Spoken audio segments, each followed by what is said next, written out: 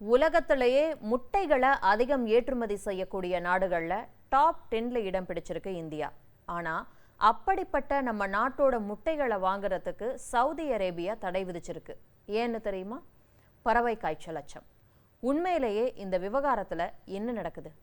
India கவனமா இருக்க வேண்டிய அவசியம் என்ன? பொருளாதார தாக்கம் என்னவா இருக்கும்? அடுத்து என்ன நடக்கும்? விரிவாக பார்க்கலாம். இது தந்தி டிவியின் நியூஸ் டீப் டைவ். வழங்குவது நான் வினோதினி முத்துராமலிங்கம்.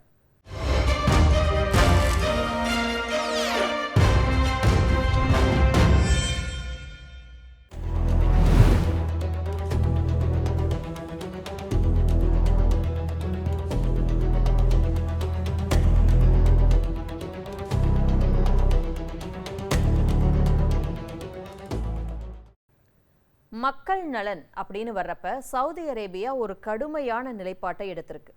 வெளிநாடுகள்ல இருந்து வரக்கூடிய கோழி இறைச்சி மற்றும் முட்டைகளுக்கு கூடுதல் கட்டுப்பாடுகளை விதிச்சிருக்கு. இந்தியா உள்பட 40 நாடுகள்ல இருந்து இந்த இறக்குமதிகளை சவுதி தடை செஞ்சிருக்கு. இந்த 40 நாடுகளுக்கு முழு தடை விதிச்சதோட மட்டும் இல்லாம மேலும் 16 நாடுகளுக்கு பகுதி தடை விதிக்கப்பட்டிருக்கு. அந்த பகுதி தடை விதிக்கப்பட்ட நாடுகள்ல குறிப்பிட்ட சில மாநிலங்கள் அல்லது நகரங்கள் மட்டும்தான் பாதிக்கப்பட்டிருக்கு. அதாவது அந்த குறிப்பிட்ட பகுதிகளில் இருந்து மட்டும் கோழி மற்றும் முட்டை இறக்குமதி செய்ய முடியாது. ஆனா அதே நாட்டின் மற்ற பகுதிகளில் இருந்து ஏற்றுமதி தொடரலாம். இந்தியா மற்றும் சில நாடுகள் சவுதியோட முழு தடை உத்தரவுக்குள்ள இருக்காங்க. நாம அவங்களுக்கு முட்டையையோ இல்லை இறைச்சிக்காக பயன்படுத்தப்படுற பறவைகளையோ அனுப்ப முடியாது. இந்தியாவோட சேர்த்து யார் யாரெல்லாம் அந்த தடைக்குள்ள வர்றாங்க அப்படின்னா Afghanistan, Azerbaijan, Germany, Indonesia, Iran, Bosnia மற்றும் ஹெர்ஸ்கோவினா, பல்கேரியா, வங்கதேசம், தைவான், ஜிபவுட்டி, தென்னாப்பிரிக்கா, சீனா, ஈராக், கானா, பாலஸ்தீனம், வியட்நாம், கம்போடியா, கஜகஸ்தான், கேமரூன், தென்கொரியா, வடகொரியா, Laos, Libya, Myanmar, Britain, Egypt, Mexico, Mongolia, நேபாளம், Niger, Nigeria, Hong Kong, Japan, Burkina Faso, Sudan, Serbia, Slovenia, Cote d'Ivoire மற்றும் மோண்டனிக்ரோ. இந்த எல்லா நாடுகள்ல இருந்தும் எந்த அளவுலையும் கோழி அல்லது முட்டைய சவுதி அரேபியா இறக்குமதி செய்யாது பறவை காய்ச்சல் அச்சத்தால. பறவை காய்ச்சல் அப்படின்னா என்ன?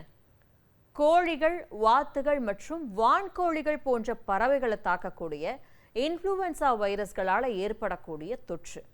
பண்ணைகளில் வளரக்கூடிய பறவைகள் இதனால அதிகம் பாதிக்கப்படுது. காட்டில் வாழக்கூடிய பறவைகளுக்கும் இது பரவுது. இப்போ இந்த பறவை காய்ச்சல் ஒரு பண்ணையை தாக்குது அப்படின்னா இறகுகள் மற்றும் தீவனங்கள் மூலமா பறவை காய்ச்சல் காட்டுத்தனமா பரவும். பறவை காய்ச்சல் அப்படிங்கிறது ஒரு வைரஸ் தொற்று அப்படின்னு பார்த்தோம். இது உமிழ்நீர், எச்சங்கள், அசுத்தமான நீர், கூண்டுகள், வாகனங்கள், தொழிலாளர்களுடைய காலணிகள் மூலமா பறவைகளிடையே பரவுது. ஒரு பண்ணைக்குள்ள நுழைஞ்சதும் கோழிகள் நெருக்கமா அடைக்கப்பட்டிருக்கு அப்படிங்கிறப்போ இது வேகமா பரவும். இதுல 2 முக்கிய வகைகள் இருக்கு. குறைந்த நோய்க்கிருமி பறவை காய்ச்சல். இது லேசான அறிகுறிகளை மட்டும் காட்டும். பறவைகள் பலவீனமாகலாம், முட்டையிடுறது குறையலாம், இல்ல சுவாச பிரச்சனைகள் வரலாம். அதிக நோய்க்கிருமி பறவை காய்ச்சல் இதுதான் ஆபத்தானது. இது சில நாட்களுக்குள்ள அதிக எண்ணிக்கையிலான பறவைகளை கொல்லக்கூடும். பரவலை தடுக்க சில நேரங்கள்ல முழு பண்ணைகளையும் கூட அழிக்க வேண்டிய சூழல் வரலாம். பெரும்பாலும் தலைப்புச் செய்திகளில் இடம்பெறக்கூடிய பறவை காய்ச்சல் வகை H5N1. இது தீவிர நோய்க்கிருமி வகைகளில் ஒன்று. இப்போ பறவை காய்ச்சல் கண்டுபிடிக்கப்பட்டுச்சு அப்படின்னா நம்ம செய்திகள் எல்லாம் பார்ப்போம். அதாவது அதிகாரிகள் பொதுவாக ஆயிரக்கணக்கான அல்லது லட்சக்கணக்கான பறவைகளை அப்படியே மொத்தமாக அழிக்கிறதுக்கு உத்தரவிடுவாங்க. அதாவது விவசாயிகள், வியாபாரிகளுக்கு இது மிகப்பெரிய நஷ்டமாக அமைய வாய்ப்பு இருக்கு.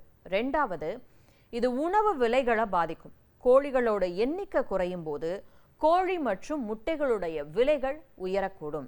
இறக்குமதியை நம்பி இருக்கக்கூடிய நாடுகள் தங்களுடைய சொந்த பண்ணைகளை பாதுகாக்க சவுதி மாதிரி விரைவா தடைகளை விதிக்கிறாங்க. 3வது, இது சில நேரங்கள்ல அரிதா மனிதர்களை பாதிக்கலாம். பாதிக்கப்பட்ட பறவைகளோட நெருங்கிய தொடர்புல இருந்தா பாதிப்பு ஏற்படும். மனிதன்கிட்ட இருந்து மனிதனுக்கு பரவுறது மிகவும் அரிதானது. ஆனா இன்ஃப்ளூவன்சா வைரஸ்கள் மியூட்டேட் ஆகும். அதாவது இந்த கொரோனா சமயத்துல பார்த்தோம், ஒமிக்ரான், டெல்டா, ஆல்பா, அது இதுன்னு என்னென்னவோ வந்துச்சு. அதே மாதிரி இது பிறழ்வு அடைய வாய்ப்பு இருக்கிறதால அதிகாரிகள் இந்த பறவை காய்ச்சலை உன்னிப்பா கவனிக்கிறாங்க. முக்கியமான விஷயம், இது எல்லைகளை தாண்டியும் பரவுது. எப்படி அப்படின்னா புலம்பெயர்ந்த பறவைகள் வைரஸை ஒரு நாட்டிலிருந்து மற்றொரு நாட்டுக்கு எடுத்துட்டு போகுது. இந்த இடத்துல நமக்கு ஒரு சந்தேகம் வரும். கோழிக்கறி இல்லை முட்டை சாப்பிட்டா நமக்கு அது வருமா, பறவை காய்ச்சல் வருமா அப்படின்னு. நல்லா முழுமையா சமைக்கப்பட்ட இறைச்சி மற்றும் முட்டைகள் ரொம்பவே பாதுகாப்பானது. அதுல பிரச்சனை இல்லை, நல்லா சமைக்கப்பட்டிருக்கணும். ஏன்னா அதிக வெப்பத்துல வைரஸ்களால உயிர் வாழ முடியாது. நன்கு சமைச்ச உணவை சாப்பிடாம பாதிக்கப்பட்ட உயிருள்ள பறவைகளோட நேரடி தொடர்பு வச்சுக்கிறது தான் உண்மையான ஆபத்து. இப்போ இந்தியாவை எடுத்துக்கங்க. சமீபத்தில் தான் ஆந்திராவில் கூட பல்லாயிரக்கணக்கான கோழிகள் பறவை காய்ச்சலால் உயிரிழந்தது. அதுக்கு முன்னாடி கேரளாலையும் பரவி கோழி இறைச்சி முட்டை விற்பனைக்கெல்லாம் தடை விதிக்கப்பட்டுச்சு. அங்கெல்லாம் ஏன் போறீங்க? கடலூரில் கூட இப்போ சமீபத்தில் பறவை காய்ச்சலால் 50க்கும் மேற்பட்ட காகங்கள் செத்து மடிஞ்சு விழுந்துச்சுங்க. இது கடலூரில் மட்டும் இல்லை, சென்னை உள்ளிட்ட பல மாவட்டங்களில் இந்த மாதிரி தான் பறவைகள் உயிரிழந்துச்சு. இதே மாதிரியான ஆபத்துகளால் சவுதி முட்டைகள் இறைச்சிக்காக ஏற்றுமதி செய்யப்படுற பறவைகளுக்கு இந்தியா உள்பட 40 நாடுகளுக்கு தடை விதிச்சிருக்கு. மேற்கு ஆசியாவில் சவுதி அரேபியா ஒரு முக்கியமான சந்தை. கோழி மற்றும் முட்டை இறக்குமதியை அது கட்டுப்படுத்தும் போது இந்திய ஏற்றுமதியாளர்கள் உடனடியாக பாதிக்கப்படுறாங்க. இதனால வருவாய் இழப்பும் ஏற்படுது.